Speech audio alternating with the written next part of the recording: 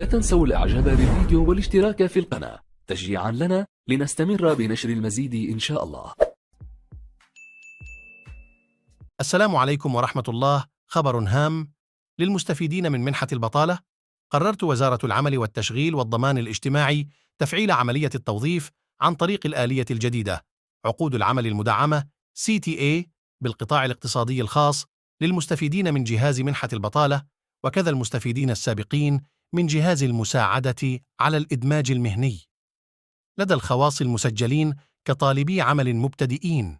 وحسب التعليمة فإن الأمر يتعلق أيضاً بالأشخاص الذين ما زالت تتوفر فيهم صفة طالب عمل لأول مرة في إطار عقود العمل المدعمة ETA، وتتم العملية من خلال توجيه المستفيدون الحاليين من جهاز منحة البطالة توجيه المستفيدين السابقين من جهاز المساعدة على الإدماج المهني، والذين ما زالت تتوفر فيهم صفة طالب عمل لأول مرة، وكذا توجيه طالبي العمل لأول مرة خريجي التعليم العالي والتعليم الثانوي أو معاهد التكوين المهني، وعلى المعنيين الذين تتوفر فيهم الشروط القانونية التقرب من مصالح الملحقات المحلية للتشغيل للتوضيح أكثر للاستفادة من الآلية الجديدة وفقاً للعروض المسجلة من قبل مؤسسات القطاع الخاص.